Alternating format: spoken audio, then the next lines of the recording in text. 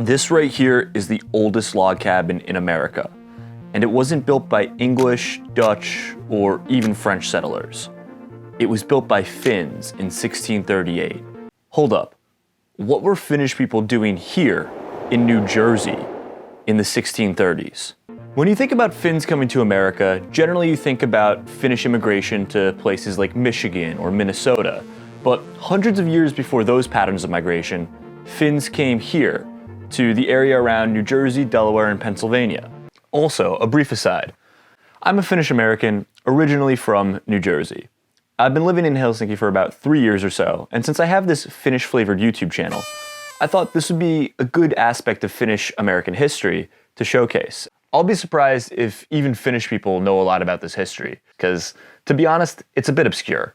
Okay, so let's rewind back a little bit, all the way to the 30s. No, not the 1930s, but the 1630s. Back then, what is now the Eastern United States was being divvied up by various different European colonial powers, such as the English, Dutch, and Spanish. Sweden also wanted a piece of the action and to grow some tobacco of their own, probably to turn into snus. So, the Swedes set up a colony around the Delaware River. Even today, some of the old town names, like Christiana and Swedesboro, reflect the heritage of this Swedish colony, New Sweden. Okay, but how does Finland tie into this history of New Sweden? Back in the 1600s, Sweden was a major European power and controlled land stretching all across the Baltic, including what is today Finland. Finns were tied into the fabric of the Swedish Empire. Finnish settlers were among the first in New Sweden. Towards the end of Sweden's sovereignty over this area, Finns comprised nearly 50% of the new colonists coming in. Finnish settlers brought with them their carpentry skills and ways of working the land, which is today evident in this log cabin, the C.A. Nothnagle log cabin. Finland is covered in forests, and where there are forests, there are trees. And where there are trees, there are people who know how to use those trees to build things, aka carpentry. And Finns are renowned for their skills as carpenters. That's why this log cabin right here is still standing today after 400 years, even though it was built without a single nail. In fact, it's the oldest log cabin still standing in its original location anywhere in the world. Therefore, this is the oldest Finnish log cabin, even including log cabins out of Finland, which is a little crazy that it's right here, in New Jersey, of all places. Though New Sweden was eventually enveloped by the Dutch and then subsequently the English, the Finnish settlers remain. In fact, one of the signers of the Declaration of Independence, John Morton, was a descendant of these Finnish settlers, with his original surname being Marttinen.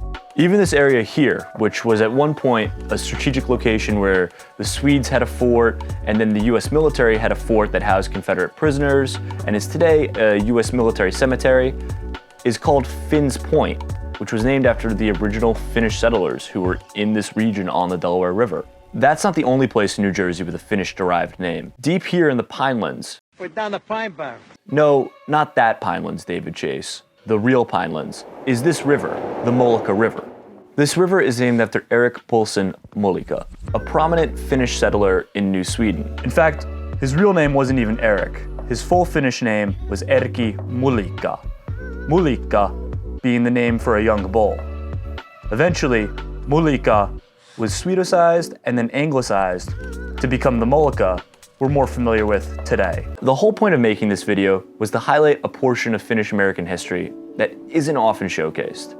I'm hoping you enjoyed it enough to like, comment, share, subscribe, all that jazz. If you didn't enjoy this video at all, I'll settle for a snarky comment. Anything helps the algorithm, right? Thanks again. Bye. That's fine. Do the finger point. I like the finger point. Finger guns. What? I dislike finger guns. You dislike finger guns? Yeah.